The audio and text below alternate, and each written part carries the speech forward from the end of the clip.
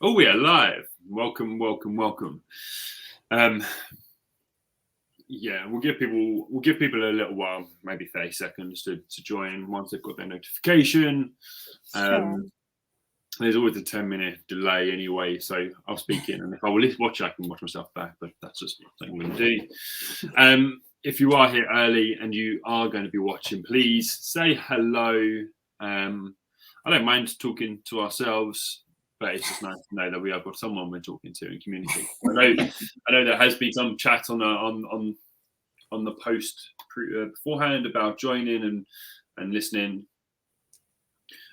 So yeah, please say hello, just so we know that you're here. If you have any questions at all for Lianne, please let me know. Lianne, I'm saying that correctly, aren't I? Yes. Lianne, isn't it? Yeah, my parents just spelt it awkwardly, so I spend my life spelling it for everybody. Yeah. I mean, I can understand that. I just want to make sure I'm pronouncing it correctly. After Paola last week, I'm just double checking. So let's get started, shall we? Yep. So, hello everybody. It's good to see you again with another Wellbeing Chat. We've been relatively busy over the last 5-6 weeks, just trying to make the most of the summer holidays and the fact that people like myself go a bit quiet because everybody goes away, and so just keeps me entertained. Hopefully, gives you some knowledge around what companies are doing, what people like myself are doing, and showing you some tips and some tricks and how to live a healthier lifestyle, or how to create a better workplace for your people. But I'll introduce myself quickly, just in case you don't know who I am. My name is Richard Turner. I am the Director of Employees Health. What you see the banner behind me, Employees Health is a workplace wellbeing company. Our aim is to help companies, business owners, HR directors create better wellbeing strategies, better in places for their employees to go and work. We educate people in how to live healthier and happier lifestyles. We do that through the 4 pillars of wellbeing: mental health, physical health, financial wellbeing, and looking at their environment. Our newest program or product we have, the thing we're leading with, is our Optimal Wellbeing and Performance Program. This is a 12-week behavior change and mindset program looking to just create better lifestyles and better well-being, which hopefully impacts our performance positively, both at work and at home. Anyway, now my plug's done. We don't have to hear about me again. It's all about Lianne. So Lianne, can you please say hello and introduce yourself? Yeah, hi, I'm Lianne Baker, and I'm Head of People for Enfuse Group, which is a management consultancy focusing in IT and digital transformations. Perfect. So I'm going to dive a bit deeper, just so we get to know the real you. So, Lianne, you're the Head of People at Enfuse. How did you get there? What's your story?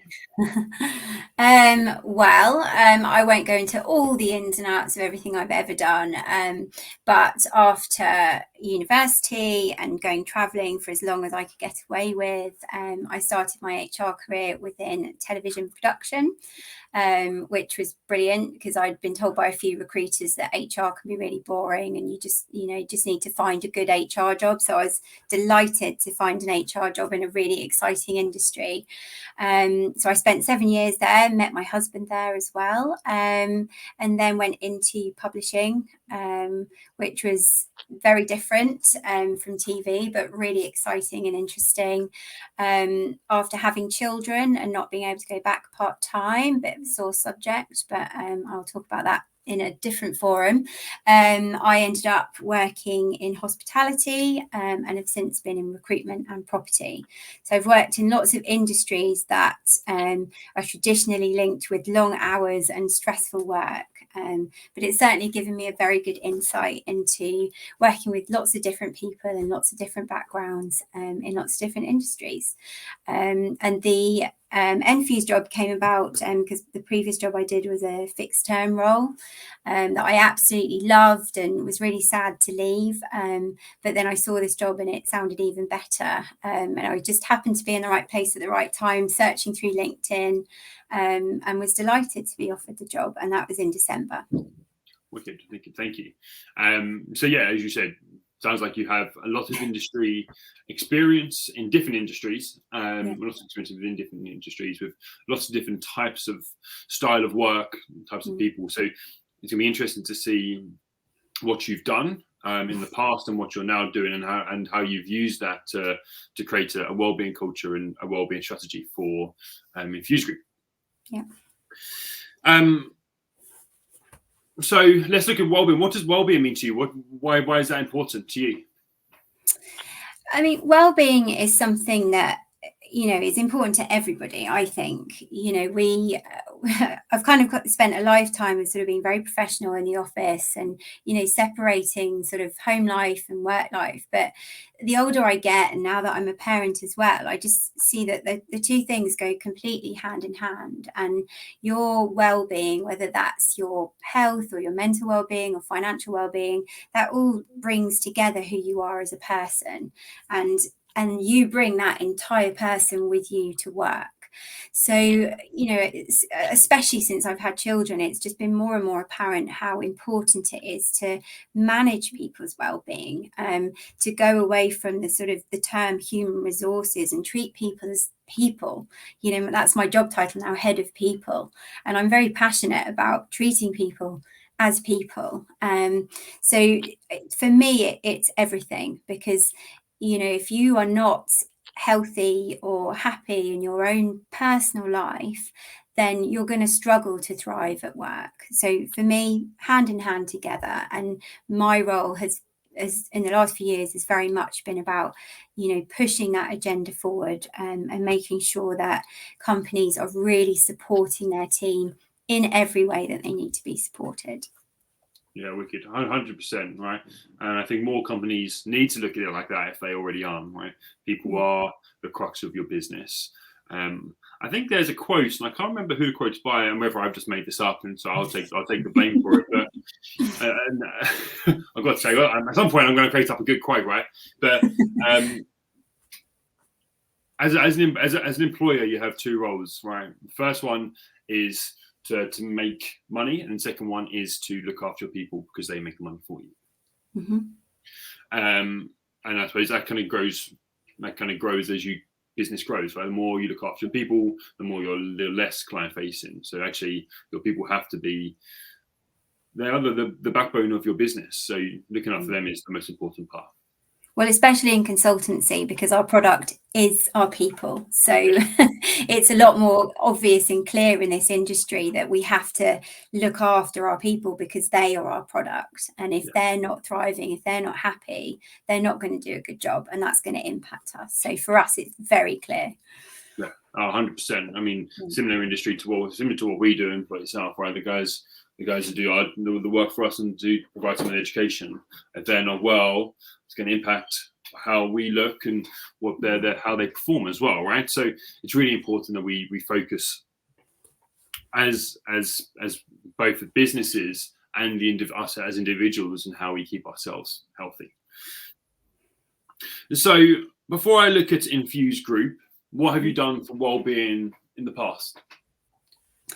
So I've always been trying to push a wellbeing agenda, you know, whether that's by implementing really useful benefits that people are going to use or creating policies that really help support people. I've always tried to do that, but I've always come up against huge blockers to that, you know, in industries where, you know, they're just a lot is expected of people, you know, especially in TV and publishing and recruitment. You know, it's very full on. The hours are very long. You know, people really struggle. And it's all very well having amazing benefits and, you know, trying to show that you support people. But unless you're actually doing what you say you're doing, the well-being agenda can only go so far. So, you know, in a previous company, that I was in recruitment. I mean, recruitment is incredibly stressful, and it's construction recruitment as well. So it's very, very full on. You know, I implemented lots of things. I set up the HR function from scratch. So I implemented everything that I could to make it as, you know, helpful and useful as possible. I did events surrounding mental health well-being and mental health day. And, you know, I tried to do as much as I could. But unfortunately, the message only went so far. And as much as people appreciated it, it didn't take away the stressful hours, the long hours, the difficult work, the difficult clients. So there was always a blocker for it. But yeah, I've always done my best. And also just listening to employees. I've always tried to add in, surveys or feedback opportunities rather than just saying, right, here's some benefits, there you go. I've actually tried to ask people what they want, what they need, and sort of adapt accordingly. So I've always done my best to do that. I think it's only in my current role that I've really been able to run a bit further with it. And so I'm just going to go back a step. You said you obviously challenged, and I think a lot of companies are challenged with this at the moment. And it could be a generation thing, but the culture of always on, maybe don't buy into well-being. How did you overcome that? Did you just try? Was that just something which you, within that time frame, or in that period of where the world was, you just couldn't overcome, or was it something that you did to actually got a bit more buy-in and actually changed a few more people's mindsets? It was tricky. I mean, I don't think I won the round. And, the fact that I, being the only HR person, was furloughed during COVID kind of shows you a little bit about their attitude. But I did change some opinions. I made people see that, it's not quite so black and white, and we need to consider people. We shouldn't just jump to kind of, performance manage someone without even asking them what's going on. I'd like to hope that I kind of gave people an insight into how to do things better, kind of showed them how useful having an HR function can be, and just help managers guide through processes that they've not really dealt with properly before. Having proper processes in place to really look after people and understand what was going on. I'd like to hope it did change minds, and some of the benefits that I brought in, some of the days that we shared, with mental health celebration planning and all of this. It did help. It made people realise that there's more to it and we should be doing more. Unfortunately, the blocker was always going to be the sort of old school ways of, well, we've done it like this for 30 years. We're not changing it now, or that's the industry. That was never going to change, So as much as I did, as much as I could, it was a relief, to be honest, when I was furloughed. And, I've since found 2 further companies that have been really behind Wellbeing. Yeah, that's wicked. Sorry, it's wicked that you found something better. Yes. Obviously, it is a challenge which I'm continuously speaking to people about and trying to wrap my head around, and how you create buy-in from that culture. And as you said, you sound like you had, because you began to look at some of the ways around your communication, because ultimately well-being a work culture and well-being at work doesn't come down to what you implement as workshops, right? It comes down to the type of people you are and how open you feel, and the psychological safety a company has, and the team ethic there. And so if you're trying to help managers in people manage better and trying to help them to have those conversations better, you were doing a good job. It might not just look like a well-being strategy. It just looks like in actual fact, what it is, it's just being a better human being and teaching people to be a better human being, which ultimately is what a lot of people are looking for within a well-being and work plan. Yeah. And that was it. I was taking little steps to help people to manage situations better, and I'd like to hope that is something lasting that I've left, and to actually treat people like people. They're not just resources, they're not just the people that make money for the business. They have a life, they have a family, and just adding some things in to make that easier for them to do their jobs. I did my best on it. I think some cultures and lifestyles are never going to change, and for me, that's not an environment I want to be in. I want to be in an environment where they fully support it. They don't just say that they support it, they fully support it. Yeah, and I think that's it, right? We're trying to get everybody to fully support it. I hope there is space for companies to change. I hope there is space hopefully we can educate those cultures, that generation, that when you focus on your people living the best life, their best life, and work being a part of that, they're going to get a better output. But there is a big element of, in some industries, where billable hours are part of it, where they are expected to show up and be there for their clients 24/7 as such. It can be quite a challenge. Yeah, and this was the problem. They were saying that they fully support it, and then in the next minute saying, but hang on a minute, you need to go and see this client. Yeah, I know you've worked a 12-hour day, but you need to go and see that. That's not backing up what they say that they're going to do. Yeah, for sure. And all that would be okay if it was managed better. A 12-hour shift, if it was managed well over a week, you don't mind. But the fact it's 12, 13, 14-hour days every single day, just trying to keep everybody happy, perform well. Yeah. And so it's full on. It is full on, and I suppose you have to know what you're getting into when you go into that business. But if you're being looked after, and you can go in there feeling safe, then that's going to be good. And I think by what you sound like you were talking about, you were trying to achieve that. Yes. Yeah.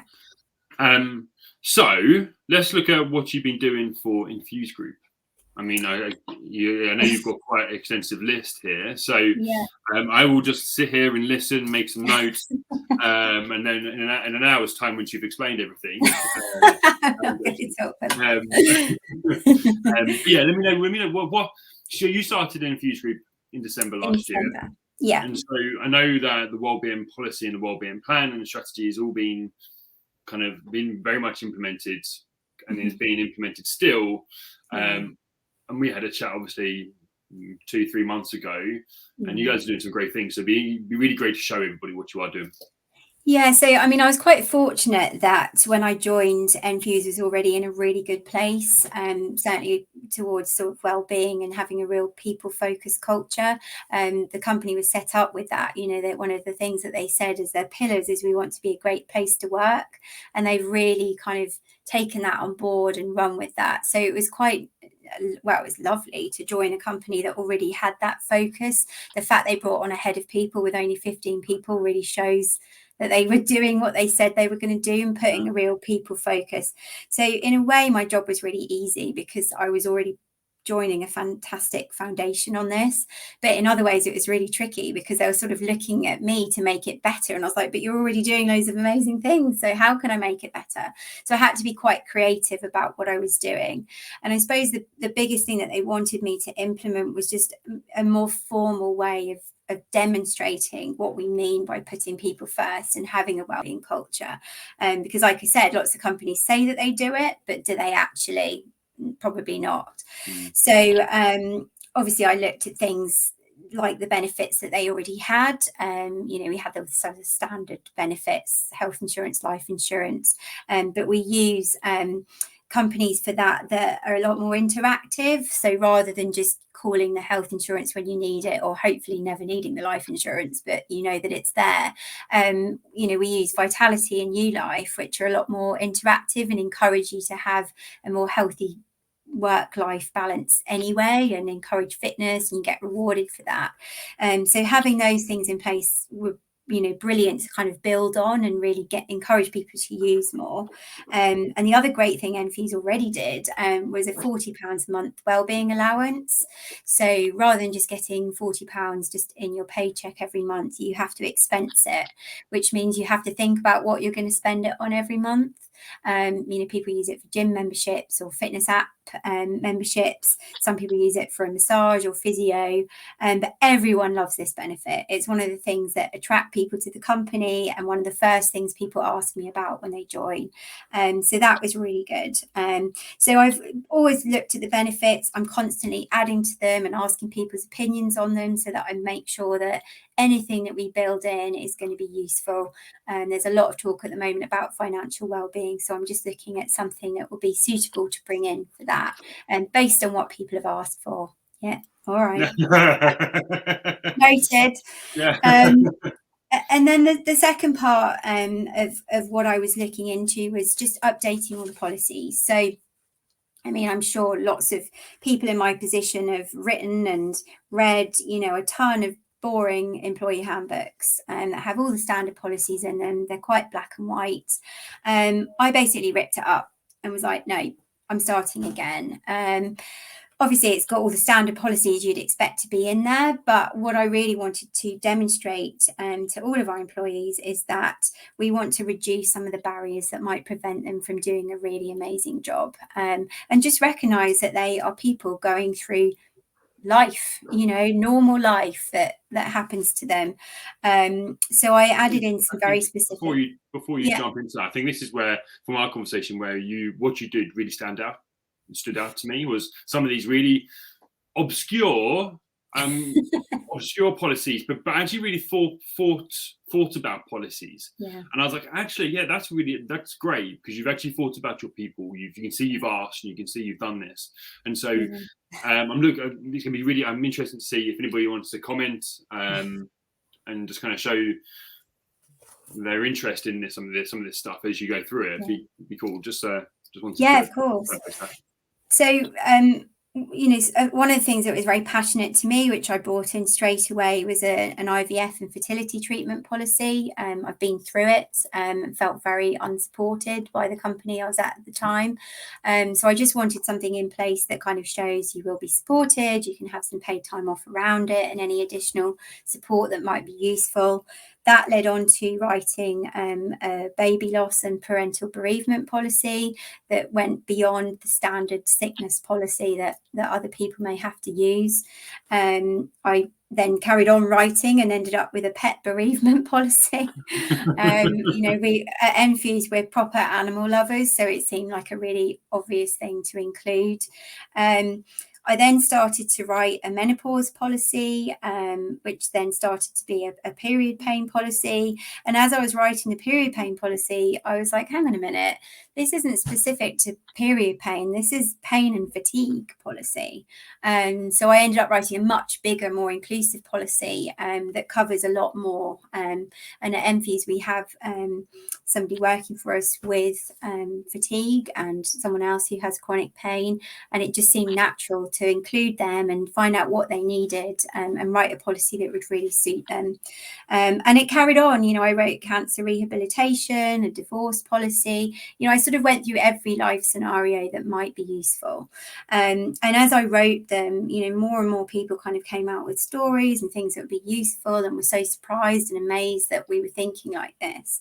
But it just became so obvious that these things should be in place. So often you just have a sickness policy that's very black and white. You're either at work or you're off sick. And that doesn't account for all the other things that actually, I'm too sick to come physically into an office, but my brain's still working. I'm fine to work from home, or actually I just need a couple of hours lunchtime nap, but the rest of the day I'm all good. So I think it has really helped, and we've seen it already working, just to reduce some of these barriers and allow people to work and do a good job, but also have any rest or support or additional time off that they might need. And the good thing is about my policies is they're not typed up properly. They're all online on a platform that we use, and they are constantly being added to and edited. And the first thing I say to people when they start is read our policies, but please tell me what's missing so I can add more to them. So it's constantly being added to and edited, and I'm always learning and changing based on legislation, what people need, trends that are more important to people now. So it's a constantly moving beast. Yeah, sure. And as I said, like beforehand, it's a very interesting and very thought over policy plan. And part of that, though, right, when we look at mental health, and we look at mental health for work, and we look at what we try to achieve at wellbeing, for people's well-being, is for them to feel cared about, supported, being able to be themselves. And when you have a policy plan where you do, and you've spoken to people and you've worked with people and you've thought about everybody's needs, it does just that for me. And so you can see how that can create good, happy cared about people. I wanted to ask you, because you with the companies you're working with, Your Life and Vitality, they're doing lots of exercise and physical health bits, which obviously plays a huge impact on our mental health. Are you doing what's there for the mental health part of your wellbeing strategy? So we have a policy on sort of mental health and burnout, just to kind of just support what we're saying basically. But we have career managers for everybody who works for us, because with consultancy often line managers are actually the client, so they're off site. So we have a career manager, and all of our career managers are not only there to kind of manage day-to-day sort of line management and career development, but are there to properly support their team and ask the questions that are really important, and to go a bit deeper, not just go, yeah, how are you? Yeah, all good. It's no. Like, what's going on with you? Let's talk about it properly. And I'd say just in the company generally, that is quite normal. If you don't turn up to a few stand-ups, expect someone to get in touch with you and say, haven't seen you for a few days. How are you doing? That is just encouraged, that people are a bit more open about that. So the career managers are definitely there to kind of look out for signs of burnout and just keep an eye on each other. As an SLT as well, we have conversations and just check that we know how everyone is and what they're doing, just so that we're all sort of responsible for looking after each other. We have having a policy like Your Life that has obviously the mental health support built in with it. It has sort of meditation apps, and we try to, and they're a bit less regular at the moment because we're now getting bigger, but we try to have regular mindfulness sessions where we do a guided meditation. It's up to you if you join or not. Some people do, some people don't, but that's really useful. And we just remind people just to stop sometime and just listen to what they need, what their body needs, and to rest when they need. So we're constantly looking for signs and encouraging open conversations, and that is very much led by the top. We are first to admit, actually I'm having a really bad day, or this thing's going on in my personal life and it's really distracting me. And because we sort of have those conversations and let people know that, it encourages other people to be a bit more open and honest too. Yeah, I think that's one of the key parts of all of this, right? In creating a culture, which we'll discuss in a second. But for sure, having the senior leaders being honest about their life, I suppose ultimately that's it, right? Their life, more than just their well-being, helps the employees feel comfortable to go, actually, I'm having a crappy day. This has happened, and it might not be your well-being, but ultimately impacts our well-being, right? So, wicked. No, it's great. And so I don't know which question to throw at you first, but let's go with the challenges. What's been the challenges? I mean, one of the biggest challenges is just the industry that we work in. We are client focused. We're paid by the client, so all of our team have to be available for the client when they need us, and the sort of length of work that they're doing, and it's stressful work. It's very busy work, so it's a tricky balance of kind of what we need to do for our client, but also what we want to do for ourselves and how we support each other. We do an amazing job for our client. When we're with the client, we are 100% professional. We do what they need. We do an amazing job. That's why we do well and have some brilliant clients. But internally, it's what we do to kind of support that, to support each other in the background. We don't want anyone to feel like they're alone. And we're a tiny company. We don't have, loads of people sitting on the bench and loads of support workers to kind of help do all the extra stuff. We're all in it together, helping each other. So whilst we have all these policies in place, we're not giving people loads of paid time off for all sorts of things. But what we are doing is just allowing flexibility, and then supporting them so that the client is still getting an amazing job and 100% of that person. But in the background, there's a lot more to it. There's a huge support network in place. But working in a very client-focused industry is always going to be a challenge to how we look after our mental health and our physical well-being. Yeah, it's kind of what we went back to at the very beginning of this, right? We're talking about that client-facing, and if you're overcoming those as best you can, it's gonna help, right? Yeah. And so I'll ask the second part of that question: is what's the impact? What's the impact? Have you been able to statistically show the impact of your wellbeing plan? Not yet. I mean, it's still quite early days, and the company's constantly growing, so our numbers are constantly changing. The impact we've seen in different ways. We've seen on sort of more of a personal level. We've had, feedback from our team saying, this is absolutely amazing. I've never worked somewhere so inclusive and mindful of, personal lives. We've really had hardly anyone leave us. The two people that have left since I've been have been relocating to different countries and to do completely different things. So we've seen that actually people want to stay working for us and love working for us. In some of the surveys that we've done internally and some of the external ones as well, because we joined a Great Place to Work recently, the scores we were getting for our wellbeing were 100%. 100% of people felt that their well-being was being supported by their line managers. 100% of people felt that their well-being was fully supported by the company, and that 100% of people felt psychologically safe working for us. These figures are just incredible. I've never seen numbers like this. And we've won awards separately, and most of those were based on surveys or the actual things that we've been doing. So we won a British HR award for our wellbeing policy. We're Culture Pioneer finalists, which will be announced in September. It's just fabulous to be considered for these things, and it's great that a lot of these awards and sort of acknowledgements have been based on things that our team have been saying about us. Yeah, it's nice to hear that feedback, right? And then to have that visual response and the impact measurable in a way, shape, or form. And you might not have it statistically, but you have it in a shape where actually your people are saying it and they're reporting good scores. And so ultimately, that's a good place to be. Yeah.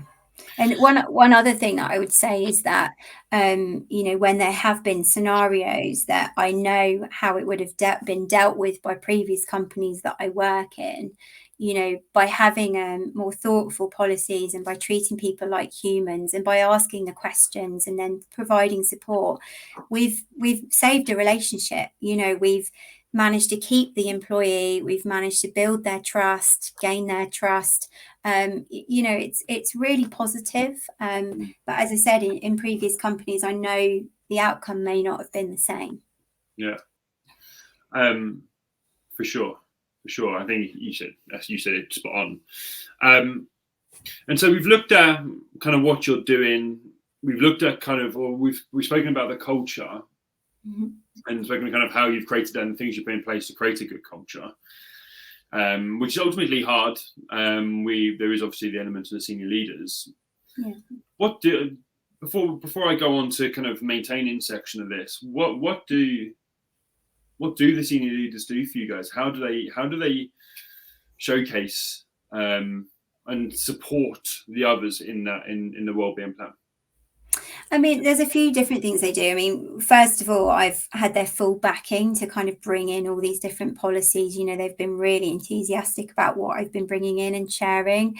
And, they just sort of let me get on with it. I didn't even have to ask. They just said, just go for it. And have been really pleased that we have them in place. And they're very proud to have those as well. So that's brilliant. Just having their full support on this is brilliant. And it's really made a difference. It's made me kind of feel more enthusiastic to carry on. And as I was saying, leading by example, all of the senior leadership team are parents, and almost everybody has young children as well. So they're very open about their role within their family and their responsibilities, and how stressful it can be trying to manage your work and children and life and everything that goes on. They've been quite open about health as well. When they've had any kind of health issues, they've been quite open with the team about needing time off and when one of our directors was off just a few weeks ago, I said, don't let him message anybody. He needs to actually have a week off. And he came on and wrote in a Teams chat, and every single person told him to go away in the nicest possible way. But it was just quite funny that, that's what we do. We really sort of have this really open and fun culture where we can sort of share stuff and not be afraid to share it, and not feel that there's any stigma attached to admitting I'm really struggling at the minute. And as I said, leading by example from the senior leadership team is perfect, because it allows everybody to feel that they can do the same. Yeah, that's good. That's great, because there is such an importance on senior leaders showcasing good well-being. And I think we go back to one of the biggest challenges in that kind of difficult culture to change, as we say. So billable hours, the places where you struggled beforehand, when the senior leaders were showcasing it, makes that more allowable to look after yourself as well. So the fact that you're senior leaders and you are showcasing all this great stuff and being one which shows good practice in commerce is vital. Yeah. So maintaining this, obviously putting this in place is great, and ultimately the side that will maintain a good culture, but there's more to it. What are the keys now to maintaining this positive place you have? So, I mean, the biggest key is just constantly being open to learning on this. I'm never going to say that what we do is perfect and brilliant and amazing. There is always stuff that we can learn and change and adapt. So I think, learning from our team working from us, learning from other professionals working in this area, having partners in this as well is just so important to make sure that we're not being complacent and just presuming everybody's fine. Having the regular surveys with the staff in various different formats, giving people an opportunity to give feedback. So we're not just presuming that everything's great and they're happy with all of our policies and our benefits. I really want to learn from people. And as we grow, we're bringing new people in from different companies. I want to know what worked for them, what other people are doing. So I think that will really help to maintain it, not just kind of going, well, that's it now, it's done. Brilliant. No, as we grow, we need to constantly adapt and grow with it. Again, bringing on people that have a similar vision with this is really important. Not only because we're a small company, we've got a brilliant culture. It's so important to bring the right people in, but just for people to sort of understand from the very beginning, this is our culture, this is what we're like, this is what we do, so that people are also on board with it as well. If we were to bring in someone senior who didn't have the same values on this, it would be really tricky, if they were managing our team or career managing people and they were like, no, I don't really believe in that. That's not going to work. Maintaining this great culture will, we need a lot of work on it, and we need everybody to be involved and supportive. And we also have just simple things, like we have loads of different Teams chats. There's millions of different Teams chats, but one of them is specifically on wellness. And, that's great because people share ideas, they share what they're doing, they're sharing, oh, I went for a run at lunchtime, and, oh, I bought this new running backpack. And, everyone just chats about sort of what they're doing for their mental health, sharing meditation clips or things that they've learned or useful articles, and maintaining that's really useful and important too. Yeah, I love it. I love how positive it all is, and I love how everybody's engaged in it. I think you're spot on, and it's very interesting to hear some really useful tips in trying to create momentum and maintaining. And as you said, one of the big parts for you is the learning continuously, listening and learning, and being able to implement that. Another interesting aspect to it is when you guys are still looking to grow, and as you are growing, making sure you're bringing the right people in. And making sure you're hiring people which buy into this culture and buy into this new way of work for positive people. So it's great, and I feel sure. Hopefully people listening to this use some of these tips. And so my last question before the dreaded 3 takeaway tips is, what what's the plan for the future? What does the next kind of year or 2-3 years look like for Enfuse Group and Lianne Baker? I mean, we're growing quickly. I've mentioned a few times.